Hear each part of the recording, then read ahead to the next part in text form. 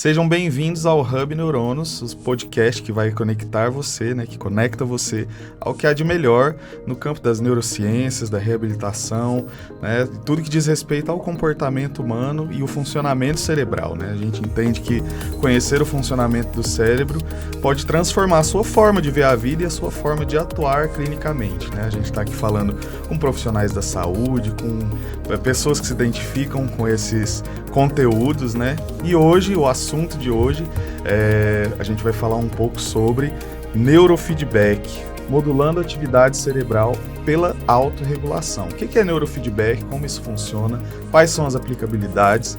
E para falar sobre esse assunto tão rico, e se você tem interesse por tecnologias aplicadas à reabilitação, essa é uma pessoa que está dentro das principais universidades, dos grupos de pesquisa, já está aí há alguns anos desenvolvendo esse conhecimento, é a psicóloga Julie. Julie, seja muito bem-vinda. Oi, Bruno, Ercílio, é um prazer enorme estar aqui com vocês.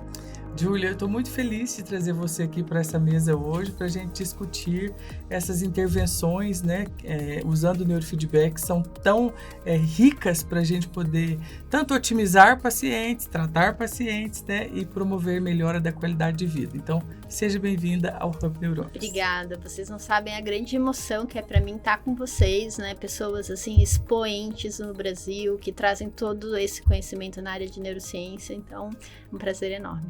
Prazer é todo nosso. E a Júlia, ela é psicóloga clínica, mestre em psicologia cognitiva pela Universidade Federal de Santa Catarina. Ela é doutora em saúde pela Unifesp e atualmente é pesquisadora de pós-doutorado do Departamento de Psiquiatria também da Unifesp. Então, uma bagagem enorme. A gente está muito feliz de te receber, Julie. Seja muito bem-vinda mais uma vez. E você que está aí com a gente, não perca esse episódio, está muito bom. E a gente espera você depois da vinheta.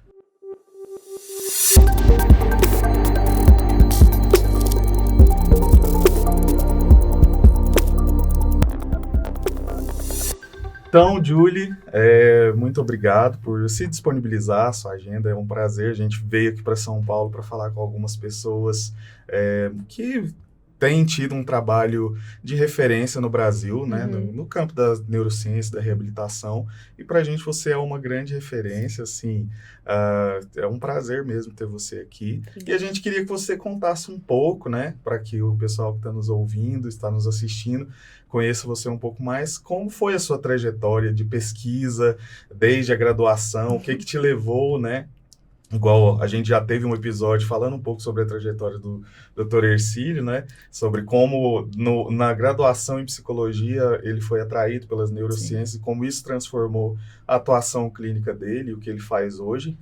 E a gente queria saber um pouco mais de você, como você se interessou por isso, E fica à vontade.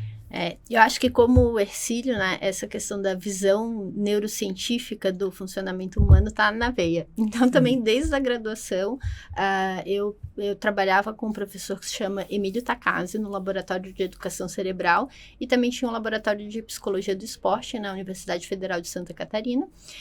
E eu era monitora da disciplina de Psicologia Cognitiva, e a gente queria entender o que o corpo faz quando a gente tem as emoções ou quando a gente toma uma decisão sobre o comportamento.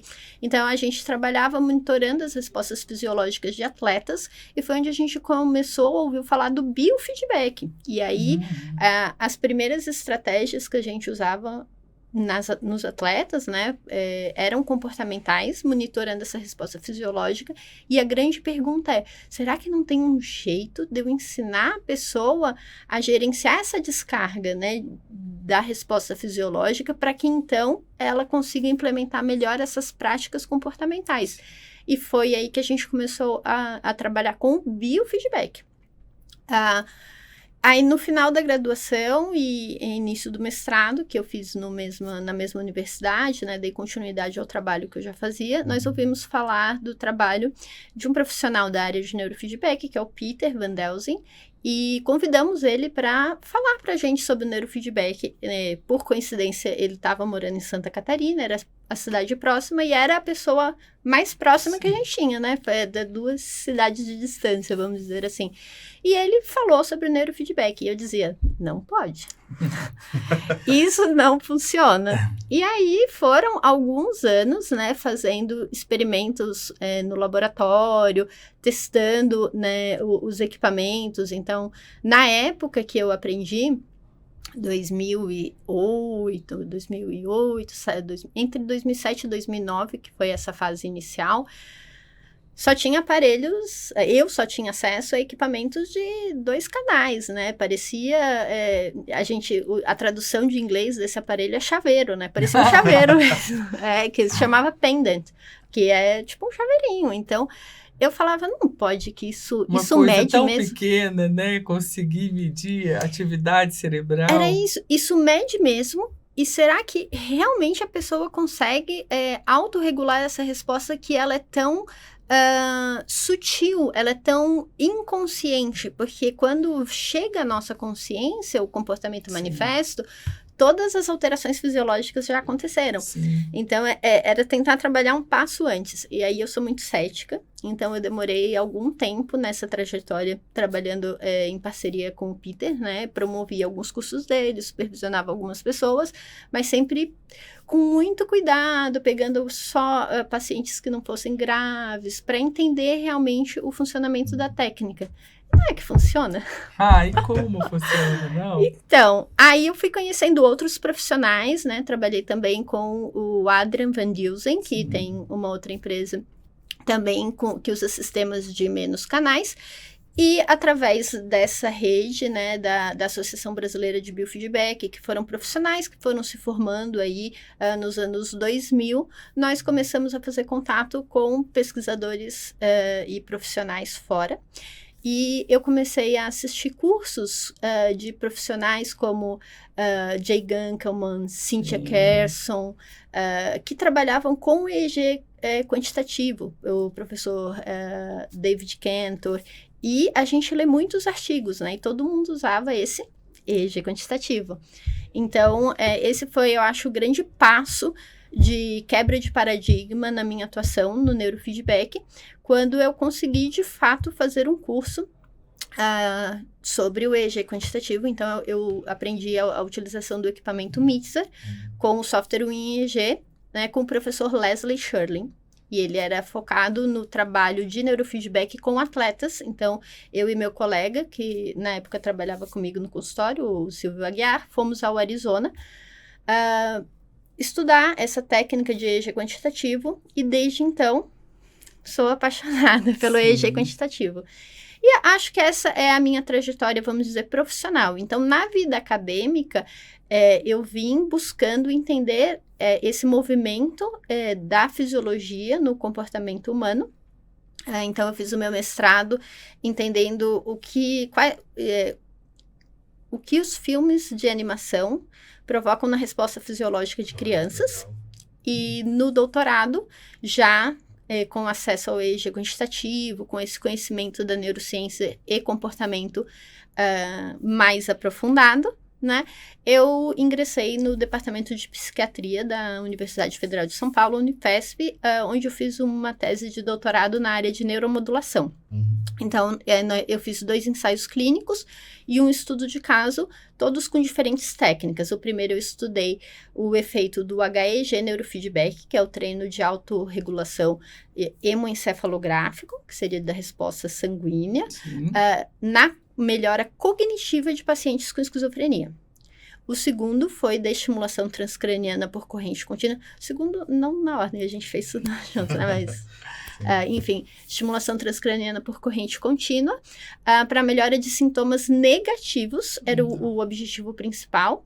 E o objetivo secundário era ver alterações na memória de trabalho, também em pessoas com esquizofrenia.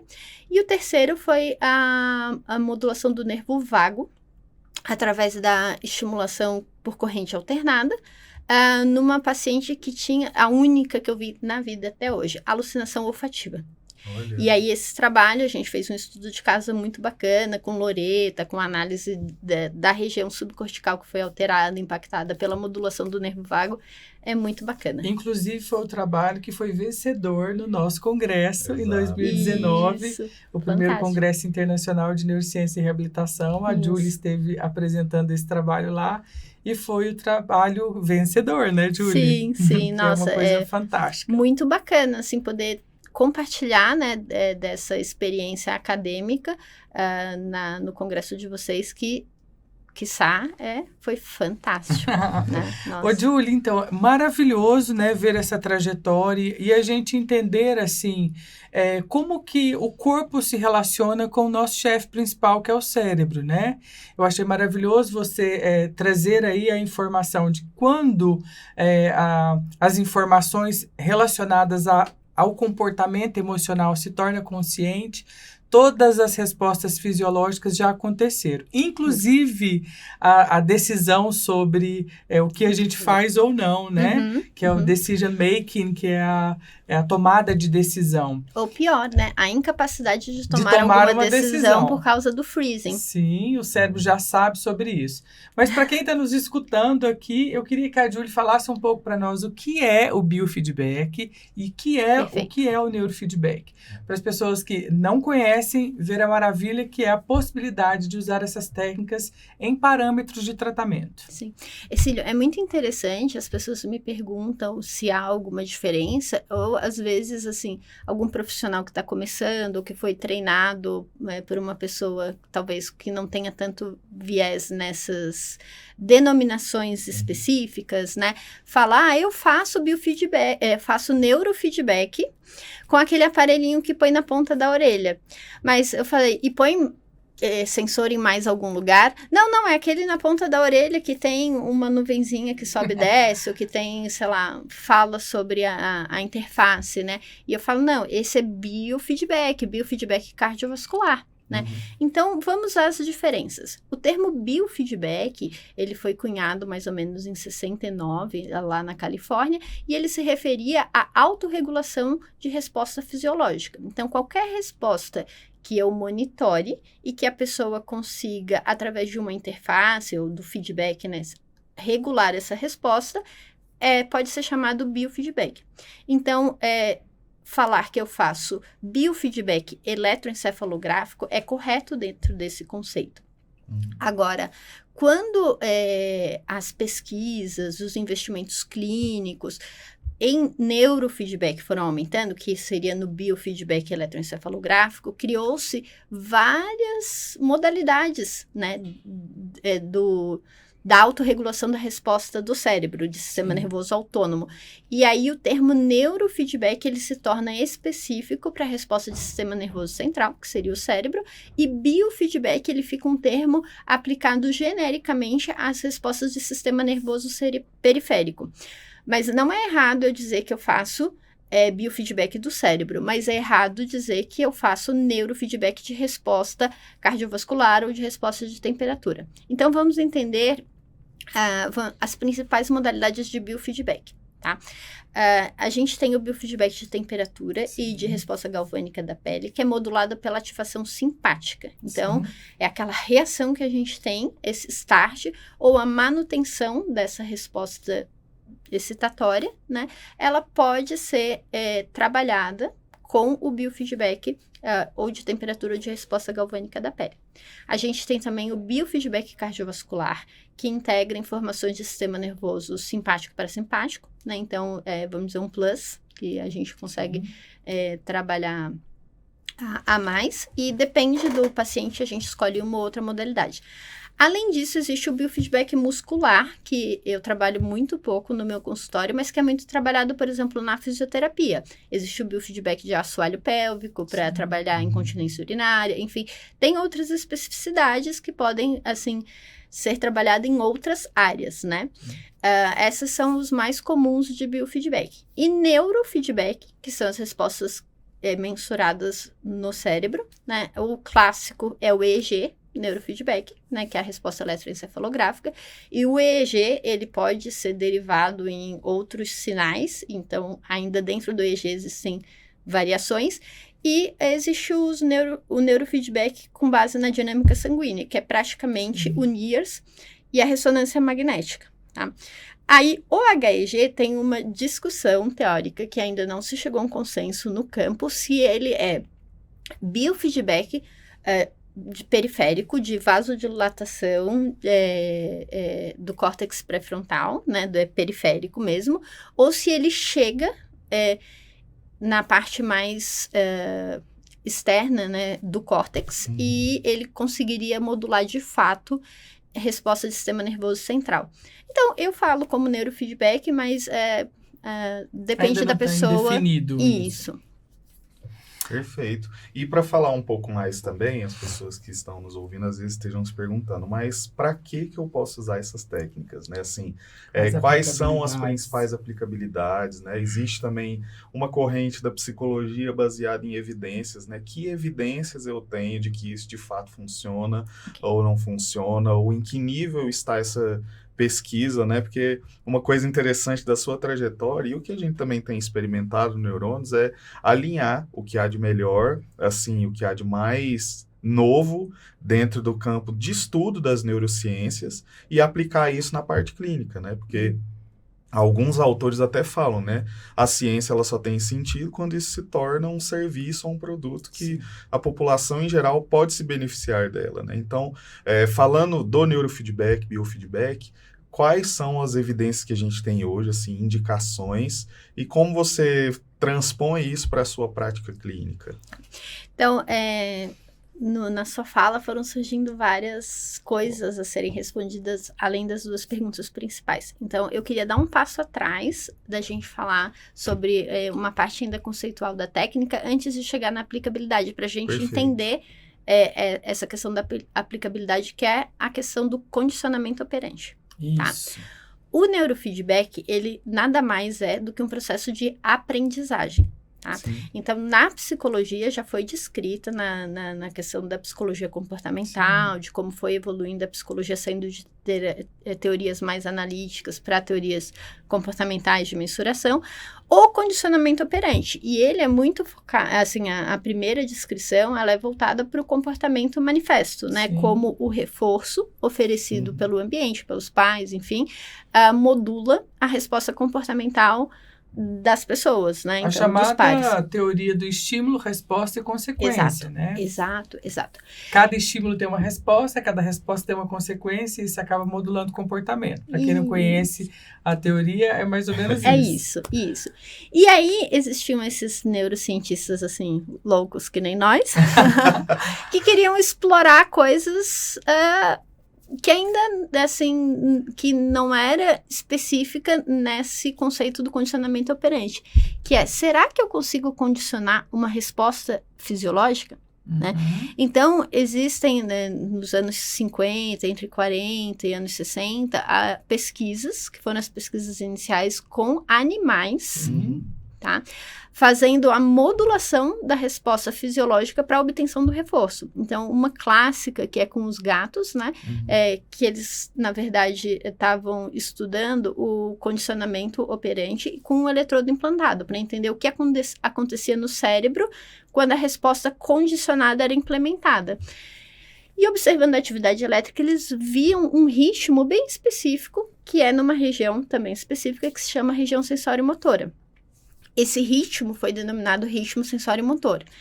E eles, os pesquisadores observaram que os gatinhos produziam esse ritmo enquanto estavam esperando o som. Então, como que é o condicionamento operante? O gatinho está lá com sede e existe um equipamento que vai oferecer água para ele, a gotinha de água, né? Mas ele só vai receber a água quando ele fizer algo que o pesquisador quer condicionar.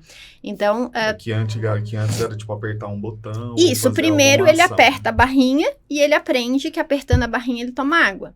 Ou então tem um som, ele aperta. Isso, essa é a segunda parte do experimento. Então, assim, a primeira ele tem que entender que ele apertando a barriga, depois ele extingue esse comportamento e coloca a campainha, né? Eles colocam assim, agora não adianta você apertar a barra, você tem que apertar só depois de ouvir a campainha. Então, se você aperta sem a campainha, não ganha água. E aí o gato aprende a segunda regra desse experimento, que é, depois de ouvir a campainha, eu ganho água.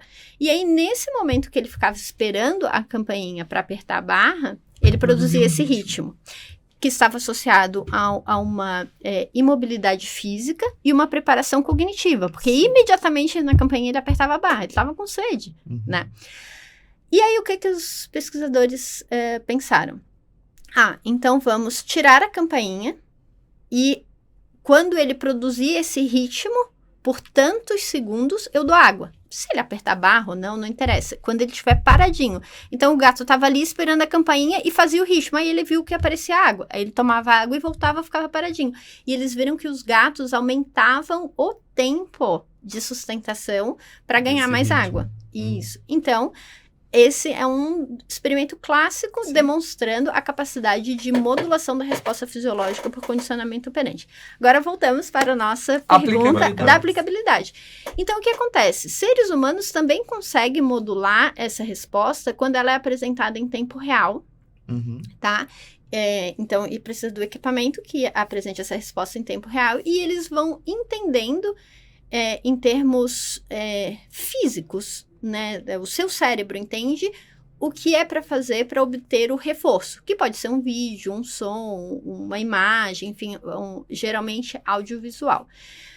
Pensando nesse primeiro experimento de prontidão e mobilidade física, foram onde avançaram as pesquisas no TDAH, que é o transtorno de déficit de atenção e hiperatividade, né? Será que se as crianças... enfim, a gente fala criança porque é o estudo mais clássico, né? Mas será que as pessoas com TDAH, especialmente as crianças, se modularem essa resposta de ritmo sensório-motor para obter o reforço, que X... Eles conseguem sustentar o comportamento da atenção, né? Eles conseguem inibir a resposta motora e aumentar as funções cognitivas, né? Dentre as quais funções atencionais. Então, foi isso que a primeira aplicabilidade clássica, que já existem pelo menos uns 5 ensaios de meta-análise, olhando ensaios clínicos que já foram realizados. Inclusive, no meu canal do YouTube tem um videozinho que eu gravei falando sobre alguns dos artigos, tá? Mostrando que, de fato, o neurofeedback é uma intervenção com eficácia para a melhora da desatenção e hiperatividade com base nas escalas clássicas utilizadas com pais e professores. Então, a aplicabilidade é TDAH. Transtorno de déficit de atenção, né? E quando a gente transpõe essa ideia da modulação de resposta fisiológica para outros padrões de onda, porque o ritmo sensório-motor é um padrão, mas existem outros, como a atividade de beta, que é associada ao processamento cognitivo de modo geral, né, processamento de informação. Existe a atividade de alfa, que é uma atividade inibitória super importante também no processo cognitivo, porque ele inibe que o meu cérebro preste atenção em estímulos não relevantes e que eu consiga manter o foco. Então, será que modulando essas outras atividades, a gente consegue outros ganhos? Então, hoje, na minha prática clínica, com o público de crianças, né, eu tenho um resultado muito bacana para melhora cognitiva de modo geral, então dificuldades de aprendizagem, e inclusive questões mais emocionais, como irritabilidade, ansiedade na infância, associado a esse contexto de dificuldade de aprender. Então, ao mesmo tempo em que a criança aprende, e a gente usa muito o biofeedback cardiovascular nessa etapa, a baixar essa resposta de alerta de que essa matéria é difícil, eu não vou conseguir mesmo, o neurofeedback entra em seguida para trabalhar as regiões que ajudam a processar essa informação, e com o longo do tempo de treinamento, né, a própria criança percebe a melhora na sua capacidade de sustentar a atenção, de inibir a hiperatividade física, e que vai ficando mais fácil entender o que o professor está falando. Então, temos TDAH, dificuldades de aprendizagem. Eu tenho uma trajetória muito bacana com crianças com autismo. Tá? Que coisa boa. Isso, já trabalhei com crianças a partir de 4 anos, tá? Só que o que acontece? A criança com autismo, de modo geral, ela tem muitas queixas. Então, tende a ser um trabalho mais longo do que as crianças com dificuldades específicas. E também acho que tem que fazer todo um preparo de aceitação para eles também, certeza. né? Com certeza. É importante a gente falar isso, assim, para que eles Muitos deles têm transtorno sensorial também. Sim. Aí vão ter dificuldades de receber o aceitar. estímulo, de aceitar os eletrodos. Mas é possível. É Então, vamos dizer possível, isso para é as pessoas. possível. É possível usar técnicas, né, de reabilitação que use, né, algum tipo de técnica não invasiva, mas que pode ter um resultado muito bom nessa população. Sim, sim, exato. Então, a primeira etapa, né, com crianças com autismo é o que a gente chama de ambientação. Então, sempre que o meu eletrodo fica desgastado, né, eu guardo. Eu nunca jogo fora. Porque quando eu Vai converso... para ambientação, né? Isso, quando eu converso com pais de crianças com autismo que querem começar, eles levam o eletrodo para casa e eu falo, pega qualquer gel que você tiver e deixa ele manipular o eletrodo. Geralmente as crianças com autismo têm outras práticas de reabilitação que é fundamental que se mantenham, Sim. né? Fisioterapia, Com certeza. aba, fono, enfim. E aí, em parceria com os profissionais que já atendem as crianças, a gente tende a sugerir que eles coloquem nas outras terapias o eletrodo, só o fio do eletrodo, para ele aceitar a colocação do eletrodo. Então, na avaliação inicial, de modo geral, eu uso uma touca, né? A touca ela é um suporte para um conjunto de eletrodos que vai coletar atividade sincronicamente. Você, por exemplo, em hospitais, quando você vai fazer um exame de eletroencefalografia, não há touca. Então, ter a touca ou não ter a touca não é o diferencial. A touca é só um suporte. Mas a gente usa a touca porque facilita muito essa etapa inicial da coleta. E quem disse que a criança aceita a touca? Pois é. Então, eu já tive pais que compravam touca de pano e aí eles botavam uma touquinha na criança. Então, essa foi a primeira ambientação. Depois, tinha que botar a touquinha e um eletrodo por baixo para aceitar touca e fio. Depois de 1-2 meses que foi feita essa ambientação, a criança vinha ao consultório e às vezes precisava fazer a ambientação no consultório. Sim. Então, do lugar, né? Isso, Todas exato. as questões Sentar na sensoriais do cadeira, espaço. ficar 30 segundos sentada, levantou, quer ir embora. Tá bom, foi a sessão de hoje. E depois vai ficando mais tempo e quando a criança já aceita, a gente põe a touca, faz a avaliação e começa o treinamento com neurofeedback. Então, já temos 3 coisas que trabalham na infância. TDAH, dificuldade de aprendizagem, autismo. Neurodesenvolvimento. Isso, a ideia central de neurodesenvolvimento. Agora, tem uma quarta população que eu tenho trabalhado, não com tanto volume, mas que me deixou até surpresa, que são crianças com algumas alterações ou genéticas ou alguns transtornos mais complexos, que apresentam também alteração de fala. Então, ou da pronúncia da fala, né, da articulação da fala, ou de completar a linha de raciocínio para explicar o que está sentindo. E pelo menos uns 3 ou 4 pacientes aí nos últimos 4 anos, talvez 1 por ano, com essa característica específica, apresentaram uma melhora muito boa na expressão da fala e na mobilização da língua e da boca, né? Então, no caso, a fono que trabalhava, que trouxe todo esse feedback, né, sobre a melhora da qualidade da fala dos pacientes fazendo neurofeedback.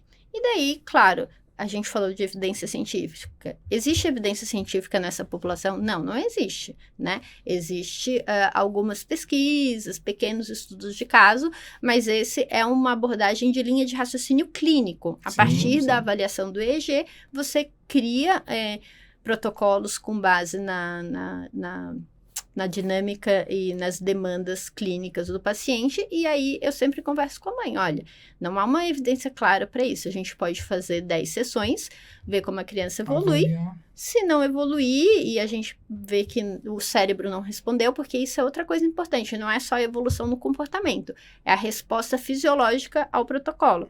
Então, se a criança não alterou o comportamento e não teve alteração fisiológica, vamos encerrar por aqui. Mas, de modo geral, eu tenho tido esses resultados que me surpreenderam. Olha só, gente, o que nós estamos falando aqui para trazer um resumão para quem não é da área entender, né? Ou para quem chegou agora, né? Para quem está chegando agora, está se interessando. Nós estamos dizendo que, hoje em dia, né, nós temos tecnologia para a gente conseguir localizar sintomas dentro do funcionamento cerebral. Então, antigamente, a gente tratava as pessoas só pelos sintomas. Um conjunto de sintomas me falava qual transtorno essa pessoa tem. Ele tem um transtorno de aprendizagem, ele tem uma dificuldade de aprendizagem, e a gente deixava o cérebro meio de lado, né? Porque a gente não tinha tecnologia para a gente ver como o cérebro está funcionando, se está adequado a essa resposta fisiológica ou não, né? Se está ajustado ao comportamento ou não, mas a gente fazia as nossas intervenções, como tem muita gente que ainda trabalha assim, só colhendo a sintomatologia. Hoje nós temos condições de ver marcadores fisiológicos deste funcionamento cerebral e correlacionar isso com o comportamento e ver se a gente consegue ajustar esse padrão de funcionamento cerebral a um comportamento esperado ou desejado.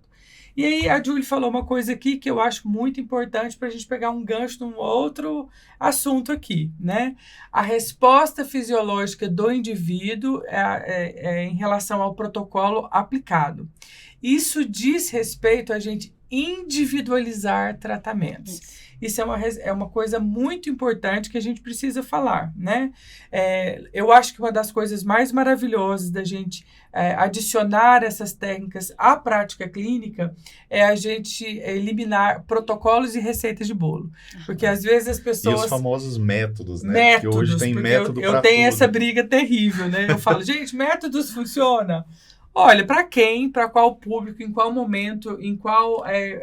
né? Em qual contexto você vai aplicar aquilo. Haja vista que se a gente tem 10 síndromes de Down, 10 autistas, eles não são iguais, porque o ambiente condiciona essa resposta fisiológica e o comportamento.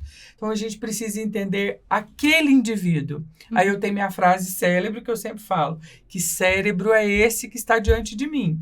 Eu preciso individualizar isso e entender isso para que eu crie um protocolo mais assertivo e talvez mais eficaz. Como você também acabou de dizer, muitas coisas ainda não foi experimentado pela ciência, porque a gente tem um universo de coisas ainda para descobrir sobre o funcionamento cerebral. Mas a gente já tem parâmetros suficientes dessas técnicas de orientação que nos permite fazer, né, um protocolo de tratamento baseado naquilo que a gente está vendo real para individualizar esse tratamento. E aí eu quero te fazer uma pergunta. Calma. Pode ir lá. Tem que terminar de responder a pergunta dele. Sim. E tem duas coisas que eu quero falar então, sobre a sua fala. Tem o viu, público gente, adulto. O assunto aqui é muito. E o conhecimento também. Guarda essa pergunta. Vamos lá. Guarda essa pergunta. Tá. Mas antes de terminar de responder sobre a população adulta, né? Que também é um público que a gente trabalha, claro. né?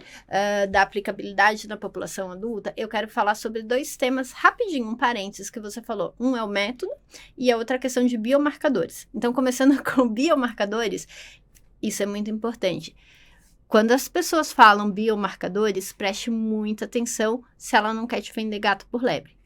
Por quê? Tá? Biomarcador é uma característica fisiológica que está associada, quando você falou correlacionada, com muitas coisas. Não existe um biomarcador de esquizofrenia.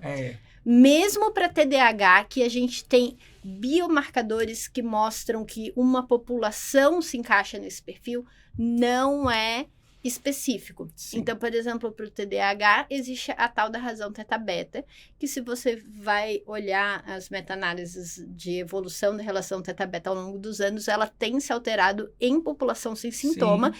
Então, a gente não pode pegar o biomarcador como determinante pro diagnóstico. Para diagnóstico. Isso é um biomarcador para esquizofrenia, para ansiedade. Existe. Não. Isso. Diagnóstico é clínico. E a avaliação do cérebro, ele ajuda a entender como aquele padrão, que é a correlação que você falou, como aquele biomarcador se associa com um sintoma. Quer ver um exemplo? Eu posso ter a lentificação do córtex pré-frontal no TDAH, que é o clássico.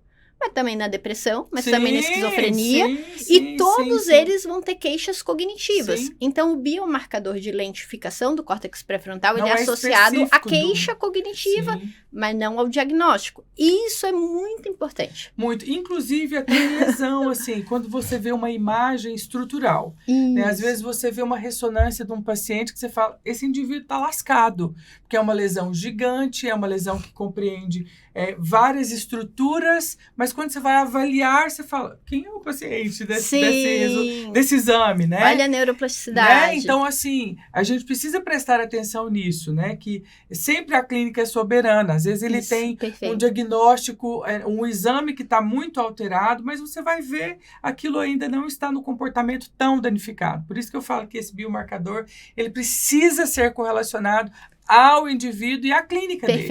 Perfeito. O segundo ponto é o método, né? Eu que tenho essa veia acadêmica e você também, a gente segue métodos, né? E isso não quer dizer... métodos prontos, que eu quero dizer, isso.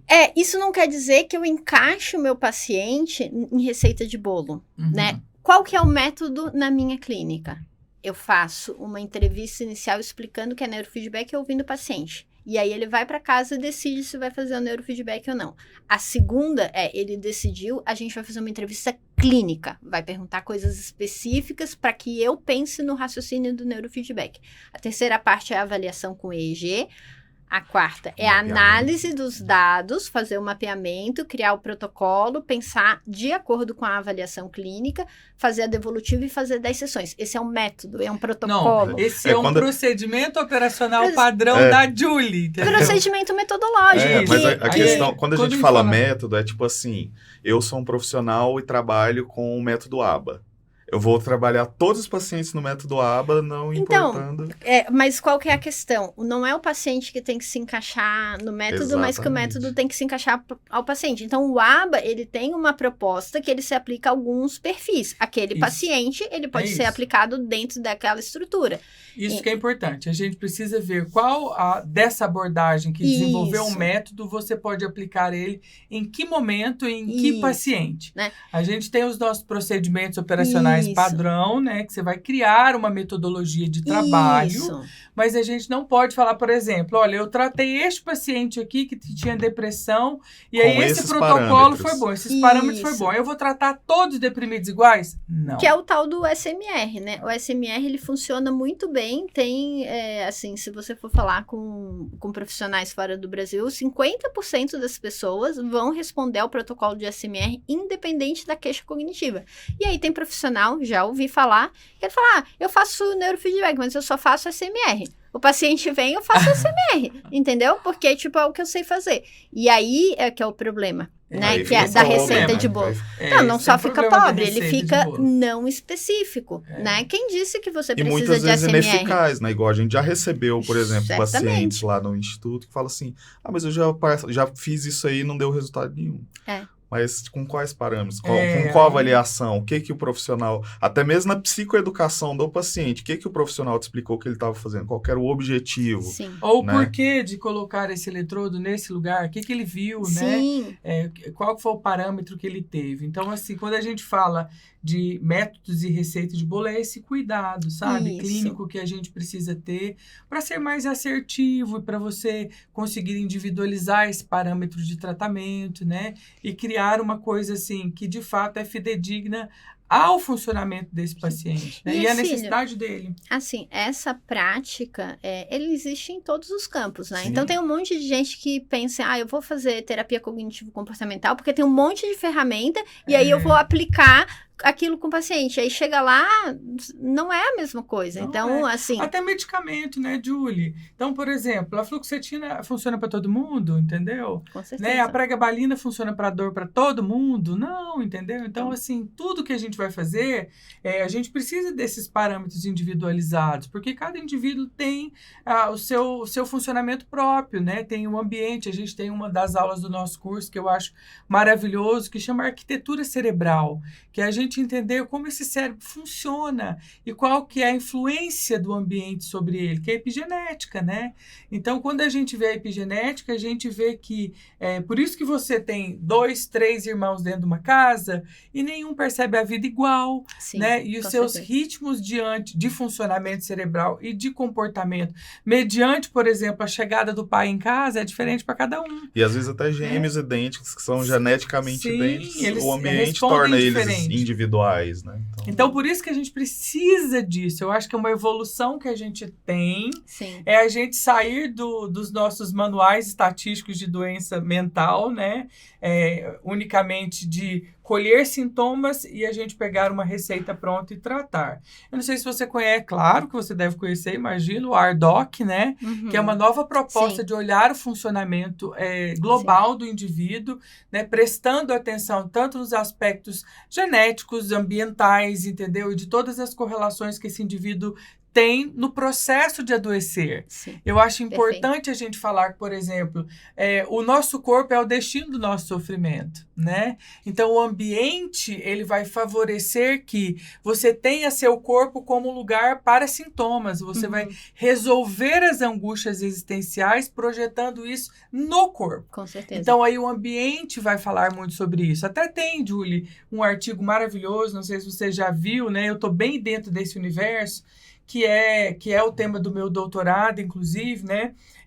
Vendo a questão da epigenética na primeira infância, o comportamento de crianças abusadas e o desenvolvimento de transtornos psiquiátricos na vida adulta. Mas aí essas pesquisas, elas têm mostrado que, dependendo do tipo do abuso, tem áreas cerebrais tipo de trauma, né? diferentes em resposta àquele abuso. Crianças, por exemplo, que em um ambiente que tinham abusados verbalmente, né, com vários golpes na sua identidade, na sua autoimagem, na sua autoestima, isso tem alteração temporal, sabe? Diferente de estruturas de crianças que tiveram traumas no corpo, violência no corpo, que vão ter amígdala e hipocampo alterados. Então, dependendo do tipo de exposição, áreas cerebrais diferentes estão envolvidas no processo de tentar regular aquilo.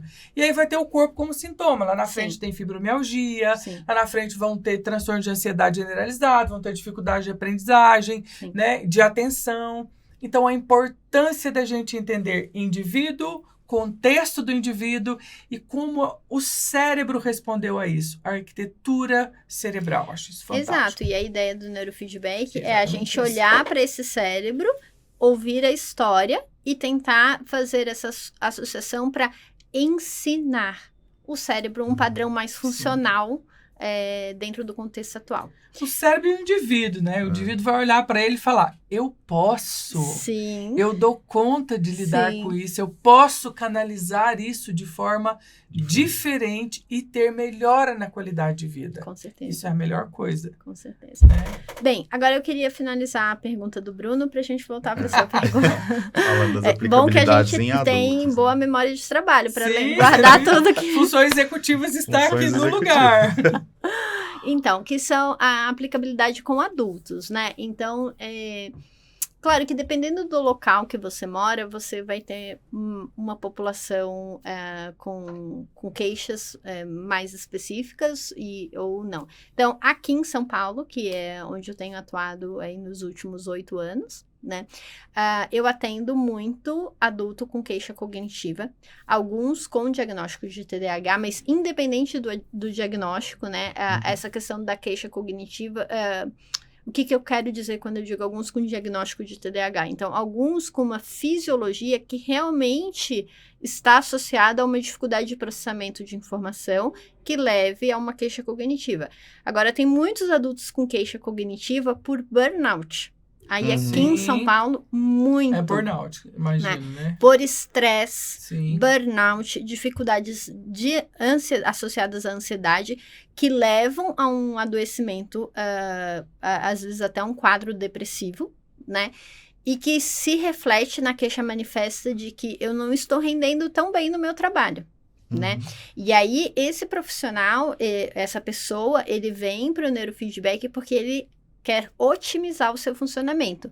Ele, olha, eu quero que você me treine para que eu trabalhe mais do que eu trabalho.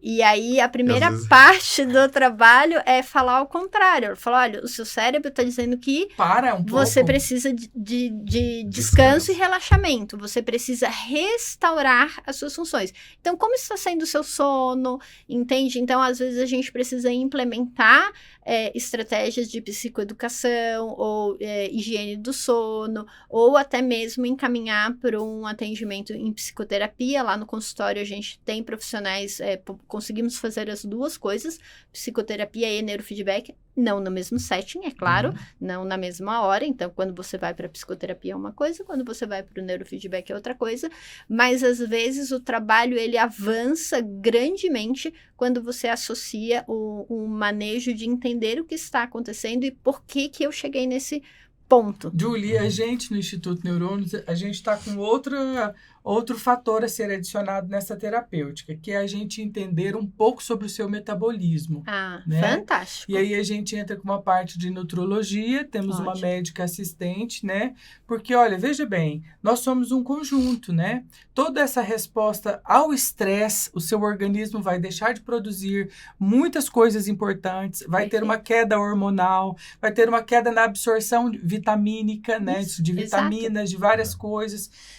Por exemplo, o paciente chega deprimido, toma um monte de remédio, aí você pergunta, como é o seu funcionamento do intestino? Não, uma vez na semana, né? Você vê o tanto que tem questões... Como fast food o dia todo. Então, assim, como que você está lidando com o seu corpo também, nutrindo isso? Porque eu acho que é um conjunto. Então, a gente adiciona ainda esse olhar, né? Perfeito. Que é para encaminhar e a gente fazer uma coisa junto. Não adianta eu treinar o seu cérebro se você não nutrir ele. Se o resto do corpo tá sofrendo. Entendeu? Eu vou nutrir seu corpo, mas você não está fazendo nada para que o seu próprio organismo produza o que ele precisa. Sim. O nível de cortisol está lá em cima, isso desregula o ciclo circadiano, que vai desregular produção hormonal, e aí vira uma bagunça também. Sim. Então, a gente ainda tem esse olhar, porque eu acho assim, ó, o que é importante de vocês aí, ouvintes, escutarem da nossa parte, né? Olha, produzir mais pode ser uma meta interessante, mas desde quando você não precise gastar tanto do seu corpo para isso? Porque menos é mais, né? Menos é sempre mais, porque muita atividade cerebral do córtex pré-frontal vai levar você para uma estafa mental, por déficits cognitivos e transtornos do humor. Isso é fato, entendeu? E outra, às vezes abre um quadro psiquiátrico, às vezes de difícil reversão, por uma questão que vai sendo levada pelo burnout, né? Então, é muito importante ficar atento para isso. E sabe uma coisa que assim, não sei se acontece com vocês, mas comigo acontece muito, e eu tenho que dizer isso. Neurofeedback não é mágica, é aprendizagem, é treinamento, é dedicação. Então, a pessoa, ela não adianta ir na sessão, botar o eletrodo e sair dali, por exemplo... Faz 40 minutos de sessão e 23 horas e 20 minutos de... Fazendo o que sempre fez, né? E às vezes, então vamos voltar então para a questão do adulto, do panorama. Então, assim, às vezes é uma pessoa que tem uma característica fisiológica, que tem dificuldade de processar as informações que levam a um diagnóstico de TDAH. Às vezes essa pessoa ela se esforça porque é a única forma dela conseguir atingir a aprendizagem, ou atingir as demandas do ambiente. E aí ela vai ter a fadiga, o cansaço em função dessas dificuldades. E aí a avaliação neuropsicológica, por exemplo, ajuda muito a gente a entender o perfil do paciente. Tá? Agora, tem a outra pessoa que ela não tem essa característica biológica de dificuldade de processamento de informação, mas ela tem talvez um perfil psicológico de eu tenho que dar o gás, eu tenho que ser o melhor, eu tenho que, se eu não fizer hora extra, eu não estou me esforçando o suficiente. E aí essa pessoa, por questões comportamentais, de como a vida foi levando, ela entra na fadiga, né, fadiga adrenal, entra no burnout, e aí ela começa a apresentar dificuldades cognitivas, ou dificuldades psicoemocionais. Então, são duas pessoas que podem ter um comportamento manifesto parecido. Olha, eu tô com uma dificuldade de tomar decisões no meu emprego, que requerem um tratamento, completamente diferente e que vão ter características fisiológicas muito provavelmente diferentes, né? Então, acho que isso é fundamental. E aí, a pessoa também, quando procurar o neurofeedback, pensa assim, o quanto que eu quero me engajar no tratamento. Porque é isso, o neurofeedback não é tomar um remédio que você toma um remédio e não precisa fazer nada. O neurofeedback precisa do engajamento da pessoa para que tenha uma resposta bacana durante o treino, mas que também haja a generalização desses padrões eletrofisiológicos treinados pro dia a dia. Aí a gente precisa desmistificar o que você acabou de dizer, que é importantíssimo, né? Eu tomo medicamento e não preciso fazer nada. Aí a gente precisa pensar. É por isso que o medicamento não trata, entendeu? Porque, na verdade, quando você deixa de tomar o medicamento, o sintoma tá lá de novo. Tá lá de novo. Né? Então, quando a gente tem o remédio como uma muleta, que eu falo, eu vou tomar e eu não preciso fazer nada, né? Aí você, de fato, não está cooperando para o tratamento. Eu acho que buscar tratamentos hoje em dia, terapia, qualquer que seja, é um momento de você parar e falar, eu preciso prestar atenção em como eu estou conduzindo a minha vida e para onde eu quero levá-la, né? Eu acho que ir para a terapia, né? Ir para o médico, ir para qualquer sessão terapêutica, é você entender que seu corpo está te dando sinais de que você precisa mudar o ritmo e alguma coisa na sua vida. Isso. E aí é um conjunto. É uma técnica, é um medicamento, é uma parte nutricional, é uma higiene do sono, é um monte de coisas que está apontando. Eu preciso mudar e eu preciso corrigir isso para que lá na frente eu não tenha problemas ainda maiores, né? Isso. E assim, a questão da medicação também é muito comum as pessoas perguntarem, agora que eu vou começar o neurofeedback ou para fazer o EEG quantitativo, eu preciso parar de tomar um remédio. E aí, cada pessoa trabalha num estilo, né? Eu faço pesquisa num ambulatório de esquizofrenia. Então, são pessoas todos medicados, né? Medicadas, e a gente faz neurofeedback, neuromodulação, treinamento cognitivo em pessoas que não podem, em hipótese alguma, parar a medicação. Então, o que é importante? Você ter uma estabilidade na medicação e na dose para fazer o EEG, para que a gente entenda o seu cérebro como ele está funcionando agora, né? Então, por exemplo, o paciente que está em transição de medicação, e isso inclui, por exemplo, alguns pacientes com risco de suicídio, pacientes com pânico, depressão grave. Você não vai parar de tomar a medicação para iniciar a intervenção com neurofeedback. O que é comum de acontecer é que durante a intervenção, o treinamento com neurofeedback, você vai se sentindo melhor e vai retirando medicação. Isso, reduzindo, ou, por exemplo, o remédio para o sono. Eu tomo esse remédio só para o sono, agora eu já consigo, eu tenho estratégias de relaxamento, eu já fiz uma higiene do sono e eu estou percebendo que eu consigo iniciar o sono com mais facilidade. Então, algumas medicações, elas podem ser retiradas. E quem vai decidir isso é o médico, o psiquiatra, né? Ou o neurologista, o médico que acompanha isso, o caso. Então, isso é importante. Finalizando, então, sem dar mais exemplos, mas pontuando, qual o público adulto que a gente atende muito, né? Então, o adulto com TDAH, com características fisiológicas que dificultam o processamento da atenção, independente de ter comorbidade ou não, que aí tem muita pessoa com TDAH que tem ansiedade, ou que tem depressão em função, né, dos eventos da vida. A pessoa com burnout, né, que chega num ponto que começa a apresentar transtornos ou dificuldades cognitivas que se beneficiam do neurofeedback. Aí, pessoas com quadro de ansiedade generalizada, né, especificamente ansiedade e transtorno de pânico, né? Quadros de depressão, de modo geral, quadros de depressão eu peço acompanhamento com a área da psicologia, a terapia, né? Então, porque é muito importante, precisa de um trabalho conjunto nesses casos. E aí, claro, em menor escala, eu tenho os pacientes com lesões, né? Ou pacientes que tiveram AVC, e que estão com sintomas, né, pós-AVC e que procuram uma técnica de reabilitação para ampliar a neuroplasticidade, ou pessoas com tumor que fizeram cirurgias e que ficaram com sequelas pós-cirúrgicas, e um outro público que também é em menor quantidade, né, mas que tem sido cada vez maior, é os idosos, né, ou idosos com depressão, ou idosos com quadros demenciais, né, um processo de início de depressão. E aí, para os idosos com quadros demenciais, a gente sempre sugere treinamento cognitivo em conjunto, isso. E transtorno do estresse pós-traumático também. Isso, transtorno do estresse pós-traumático. Curiosamente, eu tenho pouco desse público, né? Mas eu sei que é um público que se beneficia do neurofeedback. Sim. Na sua prática, você pegou pacientes que tiveram sequelas da Covid também para neurofeedback? Sim. Porque é importante a gente falar que eu acho que a Covid é um divisor. quadro, é um divisor e que a gente vai receber em consultórios, pelo menos pelos próximos 10, 15 anos, com certeza. Sim. Já peguei pacientes com queixas específicas pós-Covid, né? Principalmente queixas cognitivas e psicoemocionais, ansiedade, que é o que eu vejo que mais responde. Mas já peguei pessoas com Covid que, claro, tiveram uma piora cognitiva, mas que quando a gente foi fazendo, né, a entrevista, a história e a avaliação do EEG, não tinha nada de atividade que a literatura associa com pós-Covid, que seria a atividade de lentificação, né? Atividade de delta e teta é o que a literatura tem mostrado que é associado pós-Covid. E era um caso de burnout.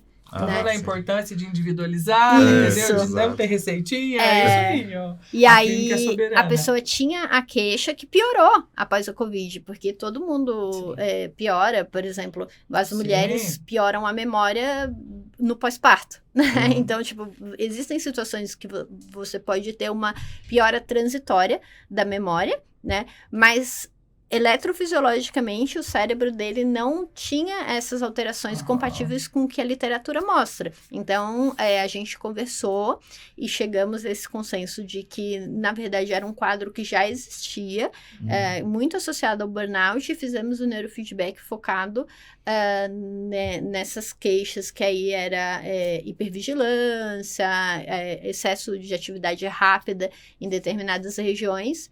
E sucesso, assim, teve uma resposta muito boa em termos de melhora.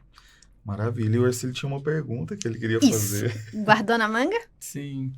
Olha só, eu estava dizendo, né, da importância que para a gente conduzir um processo de reabilitação ou protocolos de tratamento em geral, né, eu sempre gosto eu tenho essa frase que eu sempre falo, né, que cérebro é esse que está diante de mim, né, eu sempre gosto de perguntar para os profissionais o seguinte: eu acho que tratar pessoas vem da base que você traz, de como você olha esse funcionamento, de como você olha a perspectiva de tratamento, né?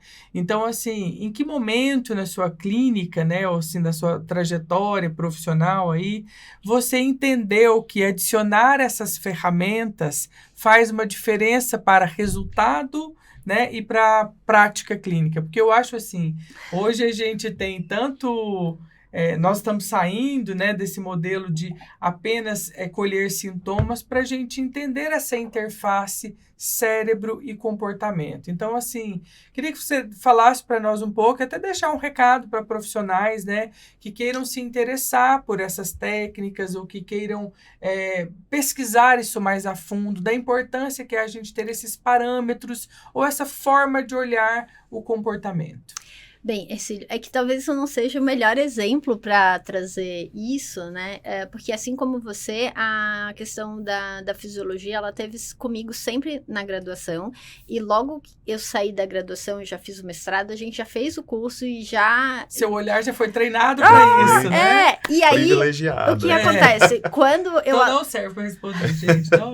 Quando eu aluguei a primeira sala, que eu morava em Florianópolis, eu sou de Florianópolis, eu aluguei a primeira sala lá, eu já oferecia biofeedback e neurofeedback antes mesmo de oferecer terapia. Então, claro, eu tinha feito estágio em terapia, eu já tinha atendido alguns pacientes sob supervisão, mas eu não tinha uma experiência clínica em terapia, só que eu já tinha uma experiência em autorregulação de resposta fisiológica, em entender essa neurociência do comportamento.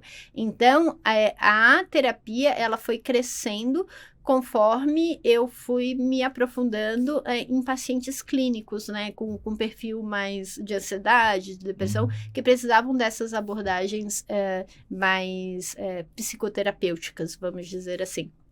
Então, eu não sou, talvez, o exemplo né? Mas, na verdade, assim, a sua fala é tão legal que a gente tem que entender que não é só a técnica, né?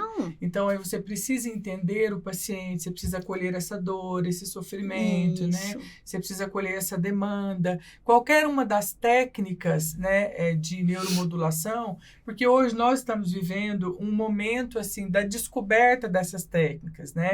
E aí a gente tem muitos colegas que têm praticado isso de forma muito...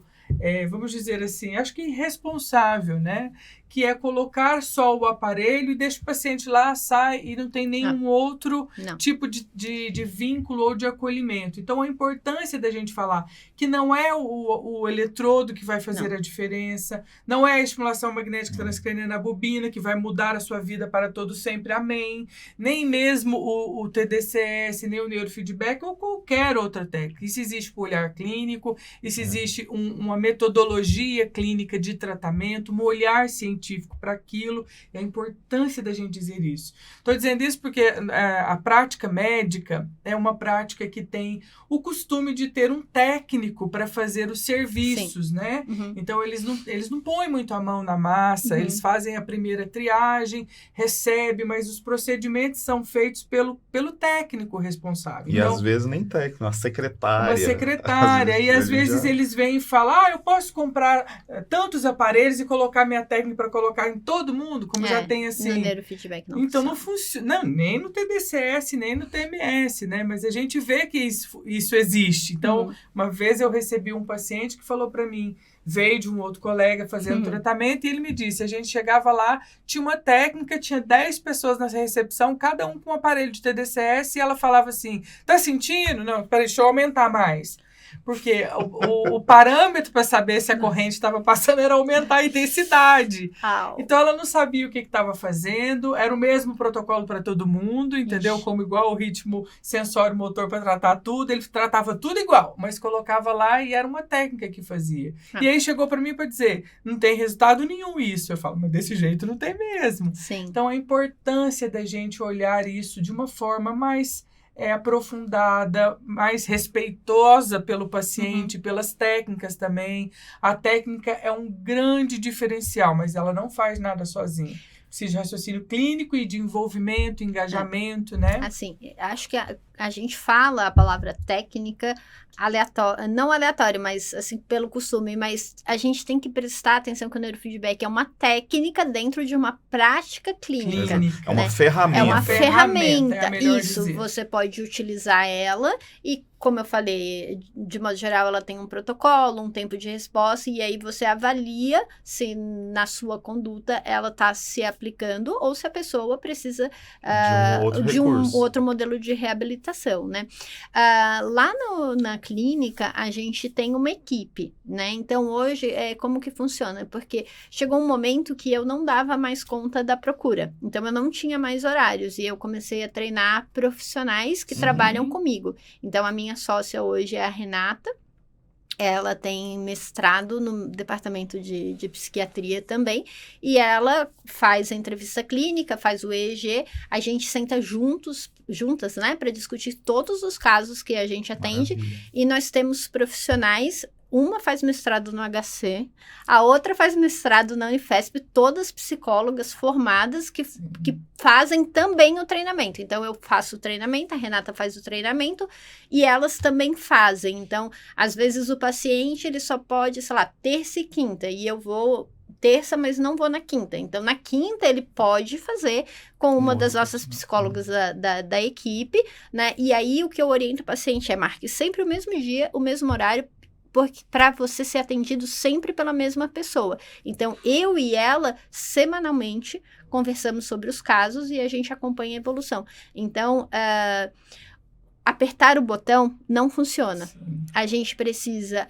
de psicoeducação, a gente precisa criar o vínculo, a gente precisa trabalhar as demandas. Então, raciocínio clínico fundamental. Raciocínio clínico para ver como que está respondendo ao treinamento. Então, a primeira parte de colocar os eletrodos é sempre a parte do bate-papo. Eu pergunto, olha, daquelas 7 queixas principais que você tem, como que aconteceu essa semana?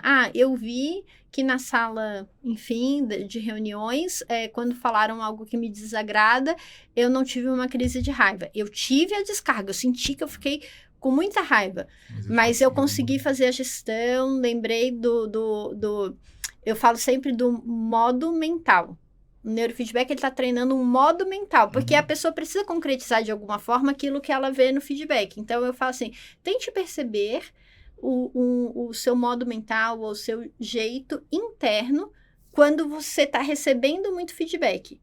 Quanto mais você perceber, mais você vai conseguir reproduzir esse estado no ambiente externo, que é a generalização, né? E aí eu falo assim, pensa como se fosse a meditação, né? Claro que não é a mesma coisa, mas assim, na meditação você vai aprender num estado de meditar. E em qualquer momento você pode ativar esse estado para dar conta de uma demanda que está acontecendo na sua vida. Então, é mais ou menos isso. Você tem que ampliar a sua habilidade de metacognição para reconhecer o seu estado interno e generalizar isso. E aí, nesse trabalho de psicoeducação, então, porque tem muita psicoeducação sobre respostas de alerta, por exemplo. Sim. Resposta de alerta não é ruim. Resposta de alerta não quer te dizer que você vai ter um ataque cardíaco, né, que seria o tradicional da crise do pânico. Quer dizer que seu corpo está preparado para o que está vindo, né? Então, talvez, como olhar essa resposta de alerta como faz a diferença, né, com outro resposta. Significado, né? Vai fazer uma diferença no comportamento manifesto. E aí, esse paciente, ao longo das sessões, acho que ele tinha feito mais ou menos 20 sessões, e aí ele falou, sabe o que eu entendi sobre o meu funcionamento?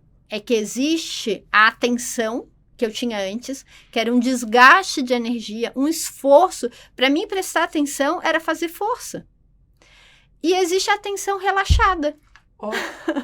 E a atenção relaxada, ela põe muito mais informação para dentro do que a atenção com esforço. Então, no final, né, das sessões, ele falou assim, hoje, quando eu percebo que eu estou entrando no modo da atenção com gasto de energia, eu percebo que ou eu estou cansado e preciso dormir e não terminei o que eu tinha para fazer. E aí eu consigo avaliar. Não, porque ele pode tomar uma decisão. Sim. Será que eu vou gastar um extra de energia para fazer essa demanda? Ou será que eu vou dormir? Ou será que eu vou tomar um banho e tentar me recuperar para voltar ao meu estado que ele chamou de atenção relaxada? Então, esse estado interno é individual, cada um denomina ele do jeito que quer, né? Mas a grande ideia é que o neurofeedback é uma ferramenta para você ajudar a pessoa a olhar para si mesma e a se autorregular. E você pode fazer autorregulação com meditação, você pode fazer autorregulação com a terapia cognitivo-comportamental. Não é autorregulação fisiológica, mas a longo prazo, em última instância, ela vai levar a uma modificação do comportamento que o neurofeedback também leva, né? Acho que a grande diferença é a intensidade e a velocidade isso da melhora. Isso. Então, por exemplo, a mesma coisa, né? Os pacientes falam assim para mim, olha, mas se eu não fizer o treinamento com você, ou fazer o TDCS, né, alguma outra técnica de modulação, eu não vou ter o mesmo resultado? Eu falo, olha, vai. Né? Porque se você se engajar nisso, você pode chegar lá, mas você vai demorar mais, entendeu? Tempo para isso. E às vezes a gente vai precisar de mais de ano de tratamento para que você tenha uma resposta. Sim. E aí acaba que essas técnicas sejam um acelerador de um processo. Potencializador, né? Potencializador também. E aí vale uma outra coisa aqui que a gente não pode deixar de falar, que é quando a gente fala da questão de você perceber o paciente, de você ter o raciocínio clínico, a importância de um profissional capacitado é porque não é só apertar o botão, é saber avaliar a resposta clínica, que é outra coisa muito importante. Quais são os parâmetros de avaliação para você ver se você está conduzindo aquilo de maneira correta? Sim, e resposta durante o treino, tudo isso. Isso é muito importante. Por isso que não é qualquer profissional que deve fazer isso. Porque a gente tem recebido, né, como a gente estava comentando aqui antes, assim, pessoas até que são cabeleireiros e querem fazer neurofeedback. Aí vem o cara da acupuntura, não, do esporte, gente. da capoeira. Da capoeira. Da capoeira que quer fazer. Aí vem vários outros profissionais que não são da área da saúde, mas que gostam, né, dessas Muito de coach, neurociência, terapeutas né? que não E têm vem uma perguntar para formação nós, quem pode fazer isso? Aí o que a gente sempre responde? Olha, se o seu conselho de formação, qual é a sua formação de base? Aí eles falam, olha, eu sou psicanalista, eu posso fazer? O que você é formado de base? Ah, eu sou engenheiro civil. Sou administrador. Aí eu falo, olha, então, você não tem um conselho que te dê um respaldo para atendimento clínico. Isso. Então, o que a gente sempre fala? Os profissionais da área da saúde regulamentados para esse atendimento clínico são médicos, psicólogos, são fisioterapeutas, são terapeutas ocupacionais, fonoaudiologia. Esses profissionais são regulados, né? E em contexto multidisciplinar. Deixa eu terminar aqui, Aí, assim, existe o conhecimento, ele pode ser para todos. Mas, ainda nisso, por exemplo, a fono, ela vai trabalhar com neurofeedback para questões... Isso, aí que a gente vai falar, que é importante. Né, de linguagem, auditivas e tal. Não é tratar o paciente com depressão. Porque a gente sempre fala assim, né? No cérebro eu entendo a multidisciplinaridade. Sim. Eu entendo no cérebro. Por quê? Uma área sozinha não faz nada, mas uma área conectada, um grupo de neurônios conectado a outro grupo de neurônios, ele produz um comportamento ajustado. Isso me diz o quanto eu preciso do outro profissional, né? Então, por exemplo, se vem um paciente com lesão e ele tem uma dificuldade de fala, mas ele tem uma dificuldade cognitiva também emocional, eu pego o que é cognitivo e emocional por ser neuropsicólogo, mas eu vou chamar a fono para me ajudar com a linguagem. Eu posso até saber avaliar linguagem, mas eu não sou o profissional ideal para aquilo. Então, a gente precisa respeitar a atuação de cada um e deixar que cada um trabalhe dentro do seu escopo, né? Nisso, assim, a dinâmica do cérebro, né, ela não é tão linear, né? Então, por exemplo, quando você faz um protocolo, por exemplo, pensando na cognição, o paciente, ele pode naturalmente melhorar de sintomas depressivos, né? Então, e ter outras melhoras. Isso. Então, associadas. por exemplo, uma fono, ela está trabalhando com uma criança ou um adulto que tem PAC, né? E ela faz neurofeedback focado nas queixas, né? E ela vê que ao longo do tempo o paciente melhorou da energia, da disposição, não está se sentindo tão desmotivado. Isso é uma coisa, é diferente da fono se propor trabalhar o paciente com depressão, que não tem nenhum sintoma que ela não associado tem nem à prática ferramentas clínica. para avaliar Preparação, né? Então, assim, importante a gente dizer isso. O conhecimento, ele é público, tem outros profissionais que podem querer fazer, né? Como a pedagogia, a psicopedagogia, né? É importante que eles tenham o conhecimento, porque dentro da área da educação eles são, né? Quem vai trabalhar com isso, e eu sempre gosto de falar assim, eu acho triste a prática pedagógica no Brasil, por um lado, que é quem ensina não sabe como o cérebro aprende. Isso é triste. Então, entender os mecanismos de funcionamento cerebral para o professor é de suma importância. Sim. A neurociência pode transformar a sala de aula em um lugar de desenvolver potencialidades e habilidades. Mas a aplicação aí já é outro fator. Então, assim, só para a gente deixar claro que essas técnicas, elas têm respaldo científico, mas também precisa ser praticada com todo esse rigor clínico e científico. Qualquer técnica, né? Isso não é específico do neurofeedback, é qualquer técnica. Isso. Né? Qualquer intervenção. Isso. Acho que a gente já pode ir caminhando para o final. Eu só queria falar assim, quem está interessado por essas técnicas, assim, só para a gente falar uma pincelada, como que é essa formação em neurofeedback, né? Assim, o que eu preciso? Eu tô chegando aqui agora, eu trabalho em outra abordagem, fiz neuropsicologia, digamos assim, uma ilustração. Quero começar a utilizar essas técnicas. O que eu preciso para começar a utilizar essas técnicas? Como é essa formação? Tirando a sua formação de base, né? Que você deu um exemplo de um neuropsicólogo, então que com certeza ele já é psicólogo e tal, né? Você precisa ter cursos específicos na área de neurofeedback. Então, existem alguns cursos reconhecidos internacionalmente, como o da BCIA, que vocês mesmos oferecem. E, por exemplo, eu ofereço um curso que eu chamo Aprofundamento Teórico em Neurofeedback. Então, todas as pessoas, elas precisam fazer o curso de aprofundamento teórico antes de fazer qualquer curso prático. Ninguém vai para a prática se não fez esse curso de aprofundamento teórico, porque ele traz a base da compreensão, funcionamento do cérebro, eletroencefalografia, né? E, claro, a eletroencefalografia voltada para compreensão do comportamento. A gente não aborda a área específica da neurologia, como, por exemplo, identificação de epilepsias. Eu faço questão de não abordar. Sim. E dizer, olha, esses são os padrões variantes da normalidade. Delta, teta, alfa. Se você viu algo muito esquisito como esse aqui, por exemplo, uma espícula, a primeira coisa que você vai fazer é encaminhar para o neurologista. Sim. Isso não impede de você fazer a intervenção com neurofeedback, porque já existem artigos, inclusive um artigo de meta-análise da eficácia do neurofeedback na epilepsia, Sim. mas é importante que a gente não faz diagnóstico com base no EEG, né? Então, isso é importante. Quem faz diagnóstico com base no EEG é o neurologista. Sim. Então, voltando para o tema da formação, você precisa de um curso que te ensine sobre essas coisas. Condicionamento operante, sobre essa associação cérebro-comportamento, sobre a associação entre a fisiologia, a eletrofisiologia e o comportamento, e entender o que esperar dentro do paciente com neurofeedback. Então, aí depois, nos cursos práticos, você vai entender os indicadores de cada equipamento, porque o equipamento, ele tem um software, e o software, ele pode mostrar um gráfico, por exemplo, um mapa com cores diferentes de um outro mapa.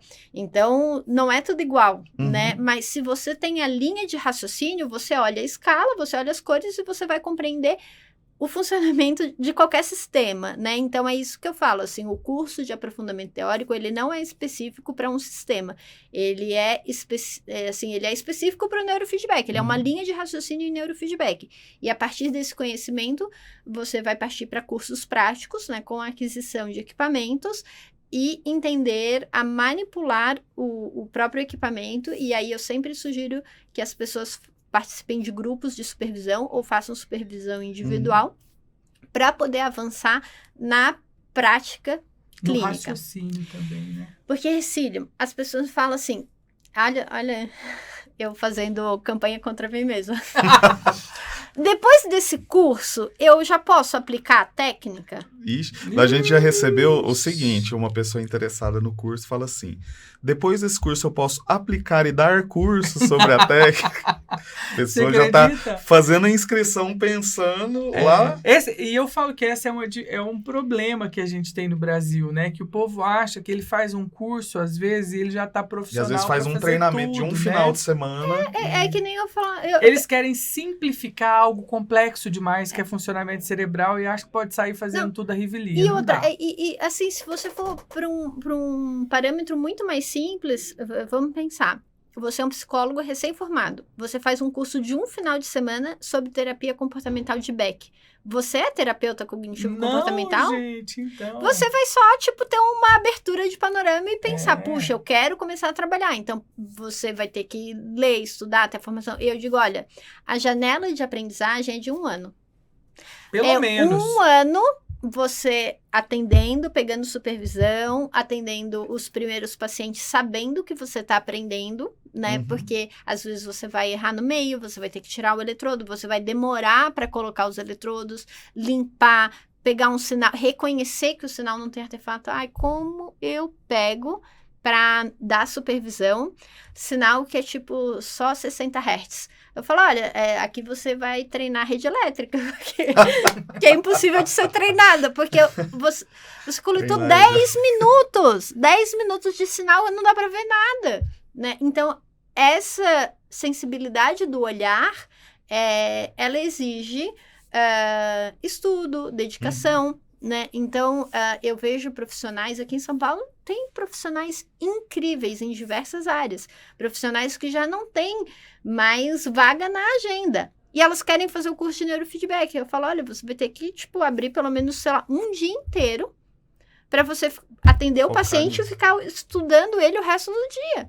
Então, assim, será que você quer fazer essa quebra tão grande de paradigma, né? Então, não é tão simples, né? E como eu falei, eu comecei lá no mestrado, a gente escutou os cursos do Peter, eu promovia alguns cursos dele e dava as orientações sobre o aparelho, sobre reconhecer o sinal, mas foi uma construção, assim, para eu começar a atender sozinha mesmo, uns 4 anos. de fazendo essas experimentações, de atendendo o meu colega, atendendo pessoas que sabiam que eu estava aprendendo, ou com um custo muito baixo, ou custo nenhum, né? E eu sei que as pessoas não podem atender a custo nenhum, porque tem o custo do equipamento e etc, né? Na época, no laboratório, você consegue fazer experimentos, mas na vida de mundo real já não dá mais, né? Mas é isso, assim, é uma jornadinha, né? Mas sabe qual é a magia do neurofeedback? Não tá no paciente, tá no profissional. Sim. Depois que você entender isso, nunca mais você vai se desconectar desse conhecimento. Não importa a área que você vai atuar, mesmo que você não faça mais neurofeedback, que você continue, sei lá, com a prática terapêutica ou com a neuropsicologia, esse conhecimento sobre a relação cérebro e comportamento, ela nunca se perde. Essa é a nossa missão, né? O Instituto Neurônios é um instituto transdisciplinar de ensino e pesquisa sobre o cérebro, porque a gente acredita que o conhecimento sobre o funcionamento cerebral, ele transforma a sua vida como profissional, como clínica, atuação clínica, mas é um conhecimento que transforma você, né? Então, transforma as pessoas. Gente, eu acho que é isso, né? Sim. Eu quero Júlia, agradecer. A gente queria agradecer demais Eu que agradeço. a sua participação. A gente podia ficar aqui mais umas 3 Sim. horas batendo papo. Tem assunto para muito tempo aqui ainda, mas eu queria agradecer você pelo tempo, pela disponibilidade. Profissionais, pessoas aqui de São Paulo e profissionais. Júlia é uma referência. Fala aí as suas redes sociais, Júlia. Júlia Neurofeedback, tanto no Instagram quanto no Facebook. E no YouTube eu acho que é Júlia Silveira Gomes. A gente vai colocar os links, assim, você que está nos assistindo pelo YouTube e também aqui na plataforma, se você está assistindo Spotify ou alguma plataforma, na descrição aqui do episódio a gente vai colocar todas as redes, todos os links. E assim, é um prazer enorme a gente receber aqui. Obrigada. Esperamos em breve a gente repetir isso mais vezes. Ótimo. E outras colaborações. Muito obrigado, querida. Obrigada.